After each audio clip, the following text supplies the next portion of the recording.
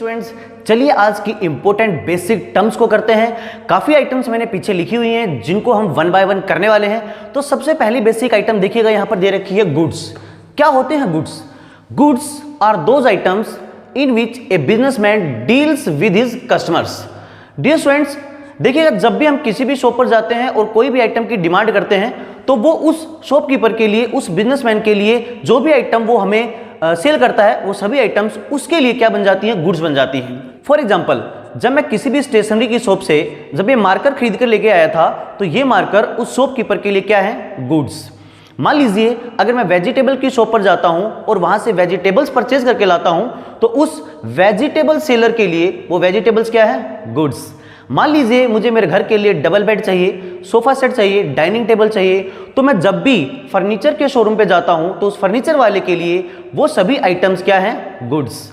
तो dear students, आप समझ सकते हैं कि जब भी हम किसी भी शॉप पर जाते हैं और कोई भी आइटम परचेज करके लाते हैं तो उन शॉपकीपर्स के लिए, उन बिजनेसमैन के लिए वो सभी आइटम्स गुड्स होती हैं। मीन टू से कि goods are those items in which a businessman deals with his customers. तो देखिए इसको मीनिंग वाइज समझते हैं कि goods are those all items, things which are purchased by a business for resale. Mean to say जब एक businessman किन्हीं items को, किन्हीं थिंग्स को, वस्तुओं को जब रीसेल पर्पज से दोबारा बेचने के लिए खरीद करके लेके आता है तो वो सभी आइटम्स गुड्स कहलाती हैं, माल कहलाती हैं। इसको एक और एग्जांपल के थ्रू हम बेटर अंडरस्टैंड करते हैं। डियर स्टूडेंट्स, मान लीजिए अब मेरा खुद का शोरूम है फर्नीचर का।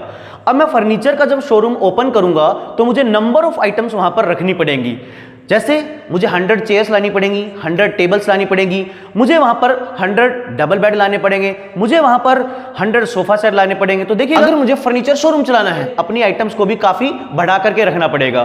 तो अब जो भी कस्टमर आएंगे तो वो 100 सोफा सेट तो नहीं मांगेंगे, क्योंकि एक घर में एक ही सोफा सेट रिक्वायर्ड होता है, एक ही डबल बेड रिक्वायर्ड होता है। लेकिन मैंने अपने शोरूम में इतनी सारी आइटम्स क्यों रख रखी हैं? क्योंकि मैं उनको कंज्यूम नहीं करूंगा, मैं उनको यूज नहीं करूंगा, मैं उनको सेल करूंगा।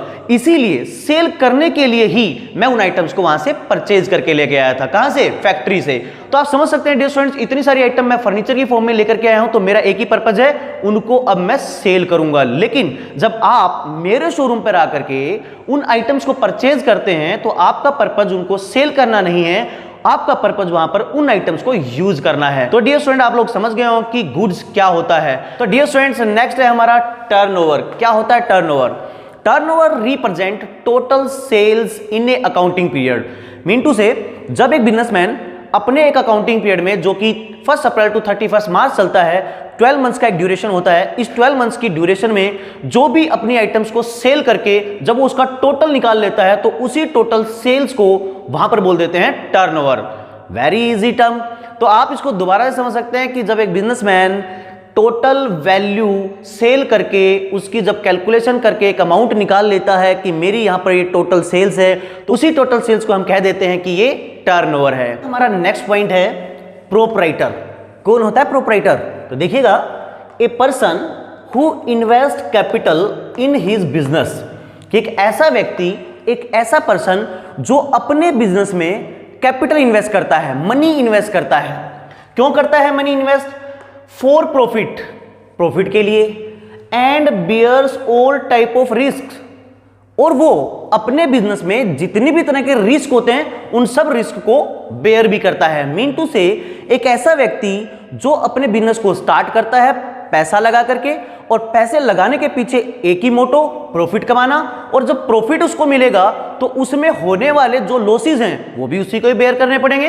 तो यहां पर हम समझ सकते हैं एक व्यक्ति जो अपने बिजनेस को स्टार्ट करता है प्रॉफिट के लिए, तो उसमें होने वाले जो भी लॉसेस होंगे, जितनी भी लायबिलिटीज होंगी, जितने भी रिस्क होंगे, वो सभी उसी व्यक्ति के होंगे। तो ऐसे पर्सन को हम बोलते हैं प्रोप्राइटर, ओनर। तो समझ सकते हैं कि प्रोप्राइटर कौन होता है। इसके बाद हमारा नेक्स्ट पॉइंट है वाउचर। आप समझ सकते हैं वाउचर क्या होता है, कि वाउचर इज ए प्रूफ, कि वाउचर एक प्रूफ होता है ऑफ बिजनेस ट्रांजैक्शन। एक बिजनेस ट्रांजैक्शन का। डियर स्टूडेंट्स, आपको बहुत अच्छे से पता है कि जब एक बिजनेस स्टार्ट होता है तो उसमें नंबर ऑफ ट्रांजैक्शंस होती हैं और उन नंबर ऑफ ट्रांजैक्शंस की ऑथेंटिसिटी के लिए वहां पर काफी ऐसे सोर्सेज होते हैं जिनको हमें प्रूफ बनाना पड़ता है। उनके बेस पर जब भी ऑडिटिंग होगी, जब भी एक अकाउंटेंट आएगा, सीए आएंगे, तब वो वहां पर उनको जब चेक करेंगे तो वहां पर उसको ऑथेंटिसिटी प्रोवाइड करने का काम सोर्स डॉक्यूमेंट करते हैं, वाउचर्स करते हैं। वाउचर ऐसे प्रिंटेड फॉर्म होते हैं जिन्हें एक फर्म और कोई भी बिजनेस सेपरेटली प्रिंट करवाता है। उसके दो एस्पेक्ट होते हैं, one is debit, one is credit, और फिर उनके बेसिस पर ही जो सोर्स डॉक्यूमेंट मिलते हैं उनसे उनको सपोर्ट किया जाता है और तब वो वहां पर एक ऑथेंटिक रिकॉर्ड बन जाता है, एक प्रूफ बन जाता है, एक एविडेंस बन जाता है। इसको एक एग्जांपल से समझ सकते हैं। मान लीजिए जब आप अपने स्कूल की फीस स्कूल में डिपॉजिट करते हैं तो स्कूल वाले आपको एक रिसिप्ट प्रोवाइड करते हैं जो इस बात का प्रूफ होती है कि आपने ये पैसा स्कूल में डिपॉजिट कर दिया है। अनदर एग्जांपल, जब आप अपना पैसा बैंक में डिपॉजिट करने के लिए जाते हैं तो बैंक वाले भी आपको एक स्लिप प्रोवाइड करते हैं जिसे हम काउंटर फॉइल बोलते हैं। तो वो भी इस बात का प्रूफ होता है कि आपने ये पैसा बैंक में डिपॉजिट कर दिया। तो डियर स्टूडेंट्स, यहां पर जो दो स्लिप आपको मिली इन्हीं को बोलते हैं सोर्स डॉक्यूमेंट, और सोर्स डॉक्यूमेंट की हेल्प से जब हम वहां पर वाउचर को प्रिपेयर करते हैं तो वाउचर को उनके साथ जोड़ दिया जाता है, सपोर्ट कर दिया जाता है, तब वो सपोर्टेड आइटम क्या बन जाती है, प्रूफ बन जाती है, एविडेंस बन जाती है। तो यहां पर आप समझ गए होंगे कि वाउचर क्या होता है। इसके बाद नेक्स्ट है हमारा एंट्री। अब एंट्री देखिएगा कि व्हेन बिजनेस ट्रांजैक्शन और event are recorded in the books of accounts, कि जब बिजनेस की ट्रांजैक्शन या इवेंट रिकॉर्ड किए जाते हैं इन the books of accounts, accounts की बुक्स में, इज कॉल्ड एंट्री, उसे एंट्री कहते हैं। मींस जब जितनी भी बिजनेस की ट्रांजैक्शन और इवेंट होते हैं उनको जब अकाउंट्स की बुक्स में रिकॉर्ड कर लिया जाता है तो उस रिकॉर्ड करने को ही क्या बोल देते हैं, एंट्री बोल देते हैं। देखिएगा डियर स्टूडेंट्स कि जब एक बिजनेस होता है तो नंबर ऑफ ट्रांजैक्शंस होना वहां पर लाजमी है, जरूरी है, कंपलसरी है। तो जब ये ट्रांजैक्शन होती है तो उन ट्रांजैक्शंस को मेमोरी में रखना, एक ह्यूमन माइंड में याद रखना पॉसिबल नहीं होता है। तो इसके लिए हम उनको बुक्स में रिकॉर्ड करते हैं, और जब बुक्स में रिकॉर्ड करते हैं तो उस रिकॉर्डिंग करने को ही क्या बोल देते हैं, एंट्री बोल देते हैं। तो डियर स्टूडेंट, नेक्स्ट हमारा बैड डेट्स। क्या होते हैं bad debts? When amount become irrecoverable from debtors, जब जो अमाउंट डेटर से इरिकवरेबल हो जाए वो हमारा बैड डेट्स बन जाता है। डियर स्टूडेंट्स, मैं आप लोगों को डेटर पहले ही समझा चुका हूं कि डेटर होते क्या हैं। डेटर होते हैं करंट एसेट्स, और करंट एसेट्स में डेटर का मीनिंग क्या था ये मैंने आपको समझाया था। अगेन आई रिपीट कि debtors are those person to whom a business sells goods on credit basis. Mean to say, जब एक बिजनेस अपने कस्टमर्स को, अपने किन्हीं कस्टमर्स को उधार में माल बेच देता है तो वो कस्टमर बिजनेस के लिए डेटर बन जाते हैं।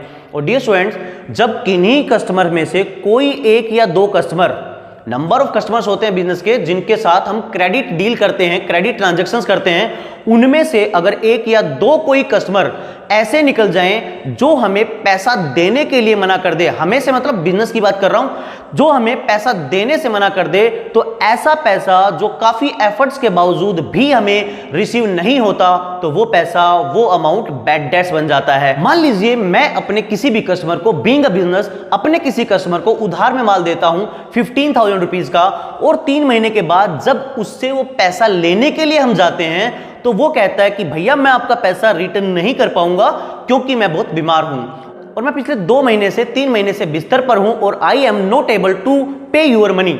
तो उस कंडीशन में काफी एफर्ट्स करने के बावजूद भी जब वहां से हमें 100% रिफ्यूजल मिल जाता है तो बिजनेस अब ये मान लेता है कि इस कस्टमर की हालात ऐसे नहीं है, हालत ऐसी नहीं है कि ये हमें पैसा पे करेगा। तो ऐसी सिचुएशन में बिजनेस उस पैसे को 100% छोड़ देता है कि अब ये पैसा रिसीव नहीं होगा, तो वो पैसा बिजनेस के लिए बैड डेट्स बन जाता है।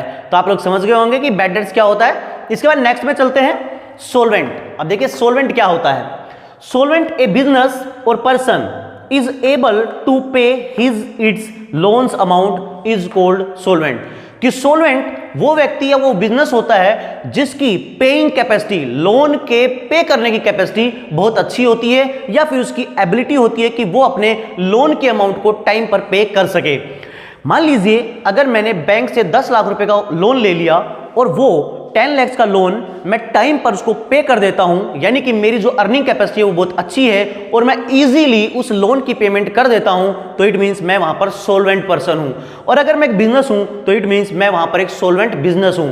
सोल्वेंट पर्सन की और सोल्वेंट बिजनेस की मार्केट में अच्छी खासी इमेज होती है, अच्छी खासी गुडविल होती है, रेपुटेशन होती है। अगर हम किसी भी फर्म से, किसी भी बैंक से, किसी भी फाइनेंशियल इंस्टीट्यूशन से, किसी भी नेबर से, किसी भी अपने फ्रेंड से लोन लेते हैं, उधार में पैसा लेते हैं, और अगर उसको हम टाइम पर पे कर देते हैं तो वहां पर एक हमारी क्रेडिबिलिटी बढ़ती है और दोबारा अगर हमें इन फ्यूचर जब भी पैसे की जरूरत होगी तो हमें इजीली मिल जाता है। तो यहां पर आप समझ सकते हैं कि जो भी पर्सन अपने लोन के अमाउंट को पे करने की कैपेसिटी रखता है, एबिलिटी रखता है, टाइम पर पे कर देता है, तो वो बंदा, वो बिजनेस वहां पर सोल्वेंट कहलाता है। इसके बाद नेक्स्ट है हमारा इनसोल्वेंट। इसका बिल्कुल opposite, A business or person is not able to pay his or its loans amount is called insolvent। जब एक पर्सन या बिजनेस लिए हुए लोन को विद इन टाइम या ऑन मैच्योरिटी पे नहीं कर पाता तो वो बंदा या वो बिजनेस वहां पर इनसॉल्वेंट बन जाता है। मिंटू से अगर मैंने बैंक से 10 लाख रुपए का लोन लिया और उस लोन को मैच्योरिटी पर जैसे 5 साल हो गए, 10 साल हो गए, अब मुझे वो लोन की अमाउंट रिटर्न करनी है और मैं उस लोन के अमाउंट को पे नहीं कर पाता हूं, तो वहां पर मैं इनसॉल्वेंट बन जाता हूं। मींस मेरी एबिलिटी नहीं थी, मेरी कैपेसिटी नहीं थी कि अब मैं उस लोन के अमाउंट को पे कर दूं, तो वहां पर मैं इनसॉल्वेंट हो जाता हूं। मेरी जो फाइनेंशियल प्रॉब्लम वो इतनी बढ़ जाती है कि मैं इस कंडीशन में नहीं हूं, मेरी ऐसी सिचुएशन नहीं है कि मैं वो पेमेंट कर पाऊं, मेरे एक्सपेंडिचर ज्यादा हो गए, मेरी इनकम बिल्कुल डाउन हो गई, कम हो गई, तो ऐसी सिचुएशन में मैं लोन के अमाउंट को पे नहीं कर पाया, तो वहां पर मैं इनसॉल्वेंट बन जाता हूं। तो आप लोग समझ गए होंगे कि ये हमारी कुछ इंपॉर्टेंट बेसिक आइटम थी और अब हम नेक्स्ट वीडियो मिलते हैं नेक्स्ट बेसिक आइटम्स के साथ।